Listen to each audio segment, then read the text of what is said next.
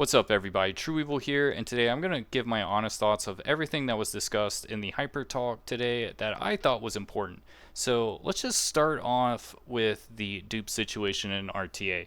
Now, a lot of people found out at the very end of the final test that dupes actually work in RTA, and people were upset about it, and my thoughts on this were, well, if you went through the whole final test thinking dupes didn't work, and then you realize at the very end they do work, you know, maybe it isn't that noticeable. Even though I did notice it a lot with my Sonya, so, it will be a little bit difficult for people to match up against whales, especially if they're able to like max dupe a Hellkit or a Rahu or something like that in RTA. So I am really glad that they added a way to secure dupes through the RTA shop. I believe it was the RTA shop. The only problem is I don't think there is enough currency to begin with in the RTA shop. So hopefully, they update that and make the cap instead of 2,000 and make it 3,000. I think that would be a lot better for everything else involved in the shop. So you're not just using everything to guarantee that dupe eventually. And then the next thing I want to talk about is they addressed that they're giving more free stamina. And this is going to be really nice because, free stamina is great for everybody. And it's going to help a lot with the free to play community, especially after you use your stamina refreshes to hit your goal, which is either going to be 40, 45, or 50 for a lot of people.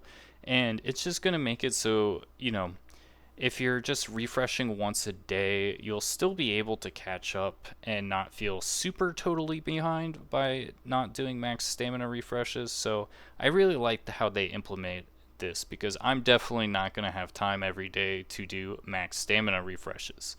And then the next thing, which, this is probably the biggest for me, was they added that pity carries over on banners, on the limited banners. They confirmed this, and this is going to be huge for me because there isn't a like screen to say, are you sure you want to do this 10 pull? Are you sure you don't want to do this single pull? And I accidentally pulled on the Freya banner like 4 or 5 times by accident.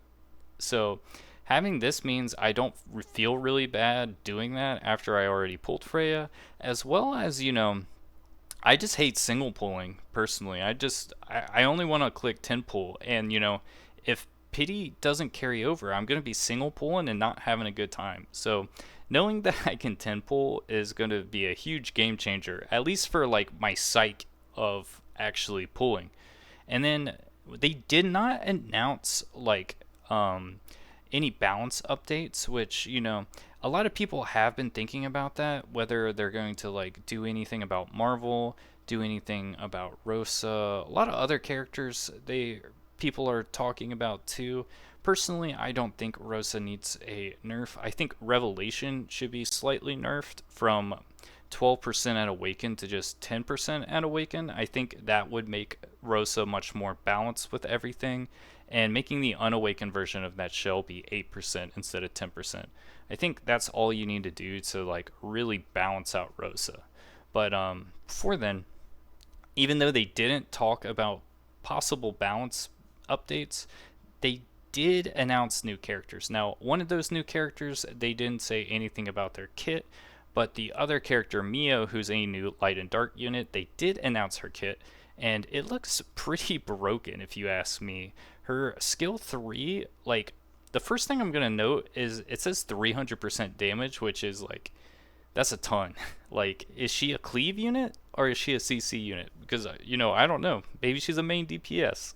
So 65% chance to steal turn meter by 50% on the main target, and then all the other units take 25% and redistribute it to your allies, which is busted. Especially the one thing I want to note is that it's going to make all allies speed up for 2 turns, which is huge because currently there's only 2 really strong speed up characters, which are Tsukiyomi and Lily. So adding that third option is going to be super nice.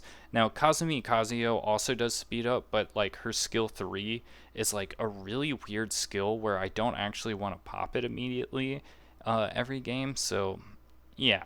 we got 3 characters. Now, I do think that her skill 1 looks a little underwhelming, but how powerful her skill 2 and skill 3 are, it's totally fine. And the reason I think the skill 1 is a little underwhelming is because it needs to be maxed duplicates on the lattices to have a 25% freeze chance, whereas it didn't say what the non-lattice version of it did have on level 3 that it's boosted to 15%. So I do assume it's going to be like a 10% freeze chance. And, freeze is the best CC in the game because unlike stun, they can't increase their turn meter while frozen, which, it is broken. So I do understand why it has such a low proc rate. But, if you're going to make a broken character, why not make them even more broken, you know what I'm saying? So, yeah, I think Mio is insane, but the problem with Mio is she's a light and dark unit, and, they're already a little bit too hard to pull to begin with, and now we have another unit that we're going to be wrestling with to try to get Lily and Heinrich on our accounts. So that's a little bit of a bummer, but also she's definitely an amazing character, and I really want to pull her. So, it's not the end of the world if I don't pull Lily, but, I'd rather have Lily. So, yeah, the next thing was the Guild United Front. They didn't really show too much of it, but, it is something really nice to see, especially since there's so many guilds that say they're rank 1 right now, so it'll be nice to have, some type of competitive game mode. Now, I don't know how competitive the game mode will be just off looking at it, but I don't I don't know if it's going to be like a battle, like every day it matches you against a different guild and then you have to do the territories, or if it's going to be like Elder Scrolls Online PvP where there's like multiple guilds on the map and you're like fighting over territories instead of just like a 1v1.